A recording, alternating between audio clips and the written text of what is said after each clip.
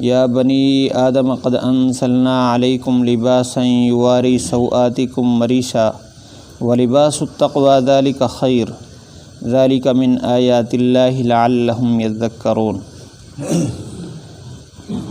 اے آدم کی اولاد، ہم نے تم پر لباس اتارا کہ تم اپنے نگیج کو چھپاؤ اور زینت حاصل کرنے کے لیے، اور تقوی کا لباس بہتر ہے، اور یہ اللہ تعالیٰ کی نشانیوں میں سے ہے تاکہ تم نصیحت حاصل کرو۔ اس آیت کے ضمن میں کل کے درس میں کچھ مسائل ذکر کیے گئے تھے کہ اللہ تعالیٰ نے آدم علیہ السلام پر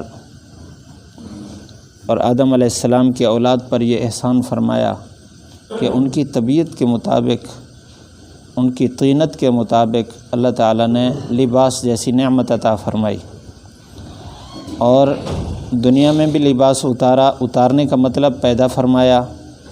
لباس کا مقصد اپنے نگیج کو چھپانا ہے،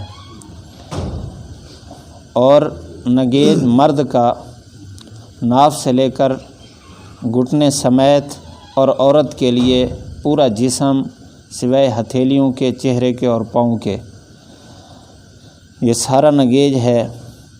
اور چہرہ اور ہتھیلیاں غیر محرم کے سامنے یہ بھی نگیج ہیں جن کو چھپانا لازم ہے۔ تو بہرحال اس میں ایک آدمی کی عزت ہے لباس کے اندر۔ اس وجہ سے شیطان نے حضرت آدم علیہ السلام پر جب حملہ کیا، سب سے پہلے جس نعمت سے محرومی کا سبب بنا وہ لباس کا اترنا تھا۔ تو اس کا مطلب ہے کہ لباس کا اترنا عزت نہیں، ذلت کا باعث ہے۔ جس قوم کے اندر لباس موجود ہے وہ قوم عزت والی ہے۔ جس قوم سے لباس اتر جائے، کم ہو جائے، باریک ہو جائے، لباس کے مقاصد ختم ہو جائیں، وہ چاہے دنیا میں اپنے آپ کو عزت والا ظاہر کرے، اللہ کے ہاں وہ عزت والا نہیں ہے، وہ قوم ذلت والی ہے۔ دوسری چیز وریشہ، فرمایا یہ لباس تمہارے لیے زینت ہے۔ اللہ تعالیٰ نے اس لفظ میں یہ بات بیان فرمائی کہ انسان کی عزت، انسان کا وقار اور انسان کا مرتبہ، انسان کی شخصیت عموماً لباس سے ظاہر ہوتی ہے۔ اس وجہ سے کہتے ہیں کہ الناس باللباس، یہ عربی مقولہ ہے کہ انسان کا معاشرے میں معیار لباس کے ساتھ ہے، لیکن معیار ہر زمانے میں، ہر سوچ اور ہر فکر کے آدمی کے لیے الگ الگ معیار ہوتا ہے۔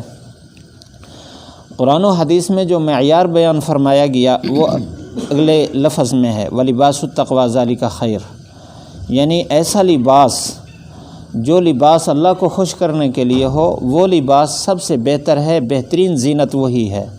اور اللہ کو خوش کرنے کے لیے جو لباس ہے اس کے جو قیودات حدیث میں ہیں، سب سے پہلی چیز یہ ہے کہ وہ پاکیزہ اور حلال مال سے حاصل کیا ہوا ہو۔ حرام مال سے حاصل کیا ہوا لباس جتنا ہی خوبصورت ہو وہ باعث زینت نہیں ہے، وہ تقوی کے خلاف ہے۔ حدیث شریف میں ہے، حضور صلی اللہ علیہ وسلم نے فرمایا، رب اشعث، بعض لوگ ایسے جو پراگندہ حال اور انتہائی غمگین سفر کر کے اللہ کے سامنے جا کر پکارتے ہیں یا رب یا رب، اللہ تعالیٰ ان کی دعا نہیں سنتا، اس لیے کہ ان کا لباس حرام کا، ان کا کھانا حرام کا، ان کا پینا حرام کا، ان کا لباس حرام کا۔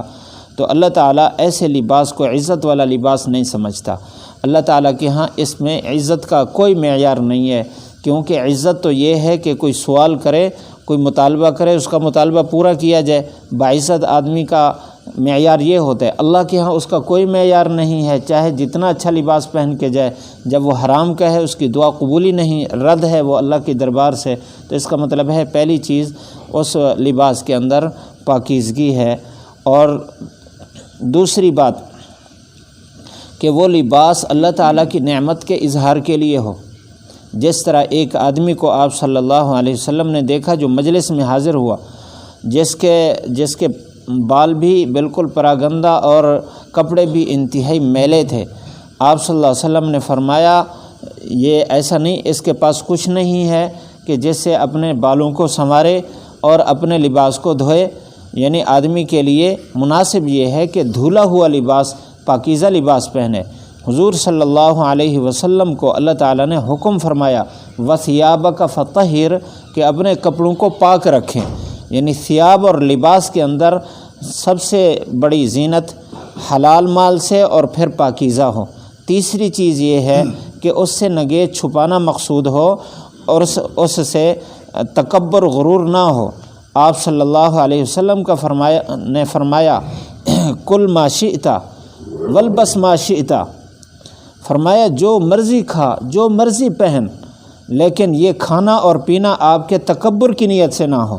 اگر دوسروں پر بڑائی جتانے کی نیت سے ہے تو پھر یہ لباس معتبر نہیں ہے، یہ زینت نہیں ہے، یہ ذلت کا باعث ہے۔ اس لیے کہ جو تکبر ہے اللہ تعالیٰ کے ہاں اس کی کوئی حیثیت نہیں۔ من تکبر وضعہ اللہ، جو تکبر اختیار کرتا ہے اللہ اس کو ذلیل کرتا ہے، تو اس کا یہ لباس زینت نہیں ہے بلکہ اس کا لباس یہ ذلت کا باعث ہے۔ تو لباس کے اندر یہ بھی شرط ہے۔ اور وریشہ کے اندر یہ بات بھی موجود کہ یہ لباس صاف ستھرا پہن کر کسی کے پاس جانا اور صاف ستھرا لباس رکھنا کہ جس سے آنے والے کو، ملنے والے کو، جس کے پاس جایا جا رہا ہے اس کے لیے باعث تکلیف نہ ہو اور باعث نفرت نہ ہو، یہ بھی اللہ تعالیٰ کو پسند ہے۔ ریشہ کے اندر یہ بات بھی ہے۔ اور وریشہ کے اندر یہ بات بھی موجود ہے کہ اللہ تعالیٰ نے انسانی جسم جو بنایا ہے، یہ انسان اپنی جو خصلت ہے، جو فطرت سلیمہ ہے، جو پاکیزہ دل ہے، اس میں انسان اپنے اس جسم کو ایک عیب سمجھتا ہے، دوسرے کے سامنے ظاہر کرنے کے لیے عیب سمجھتا ہے۔ تو اللہ تعالیٰ نے اس لباس کو جسم چھپانے کا ذریعہ بنا کر اس کے عیب کو چھپایا، گویا کہ اس کا عیب چھپ کر اس کی زینت ظاہر ہو گئی۔ تو لباس کے اندر یہ بات بھی ہے۔ اس وجہ سے آپ صلی اللہ علیہ وسلم نے ہمیں دعا سکھائی ہے، فرمایا جب کپڑے پہنو تو اس کی نسبت اللہ کی طرف کرو۔ الحمدللہ الذی کسانی ما اواری بہ عورتی واتجمل بہ فی حیاتی، تمام تعریفیں اس اللہ کے لیے ہیں جس نے مجھے لباس پہنایا اور میرے نگیج کو اس کے ذریعے چھپایا ہے اور لوگوں کے سامنے مجھے خوبصورت ظاہر کرنے کا ذریعہ، ظاہر ہونے کا ذریعہ بنایا ہے۔ تو دو چیزیں یہاں اس دعا کے اندر بھی اللہ کے نبی نے سکھا دی ہیں۔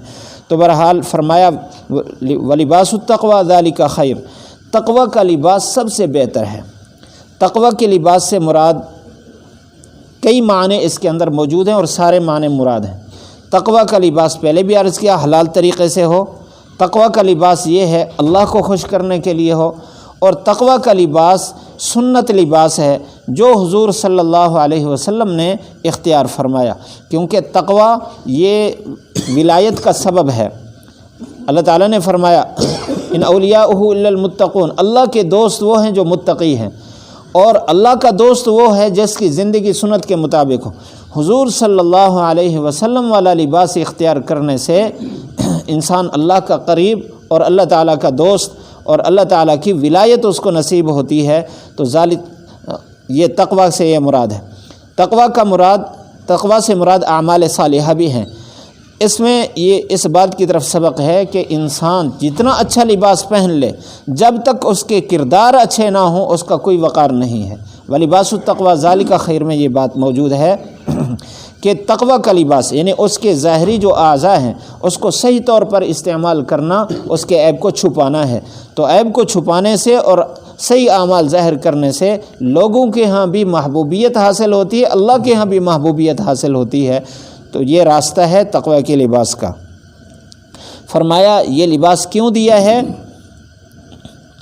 یہ لباس اس لیے دیا ذالک من آیات اللہ، تاکہ اللہ تعالیٰ کی نشانیاں دیکھیں۔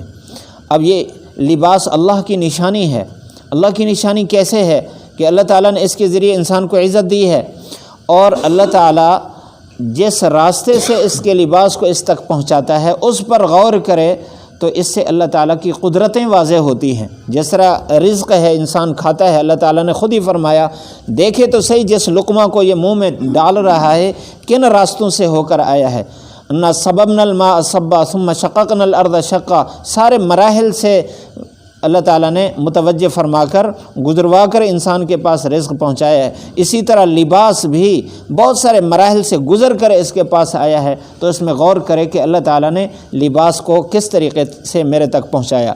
مخلوق جتنا بھی ہو اللہ تعالیٰ اس کے مطابق لباس کا انتظام فرماتا ہے، ایسا کوئی نہیں ہے کہ لباس ختم ہو گیا ہو، لوگ ننگے پھر رہے ہوں، ایسا نہیں، یہ اللہ تعالیٰ کی نشانی ہے کہ اللہ ضرورت کے مطابق بنا رہا ہے۔ لعلہم یذکرون، تاکہ تم نصیحت حاصل کرو، اللہ کی نعمتوں کو دیکھ کر اللہ تعالیٰ کو یاد کرنا ہے۔ اللہ تعالیٰ ہم سب کو عمل کرنے کی توفیق نصیب فرمائے۔ پڑھ لیجئے، یا بنی آدم قد انزلنا علیکم لباسا یواری سوآتکم وریشا ولباس التقوی ذالک خیر ذالک من آیات اللہ لعلہم یذکرون۔ یا بنی آدم، اے آدم کی اولاد، قد انزلنا علیکم، تحقیق ہم نے اتارا تم پر، لباساً لباس، یواری سوآتکم، کہ یہ لباس چھپاتا ہے تمہارے ننگیج کو، وریشا، اور بنایا اس کو زینت کا ذریعہ، ولباس التقوی، اور تقوی کا لباس، ذالک خیر، یہ سب سے بہتر لباس ہے، ذالک، یہ لباس اس لیے دیا، من آیات اللہ، یہ اللہ کی نشانیوں میں سے ہے، لعلہم یذکرون، تاکہ یہ لوگ نصیحت حاصل کریں۔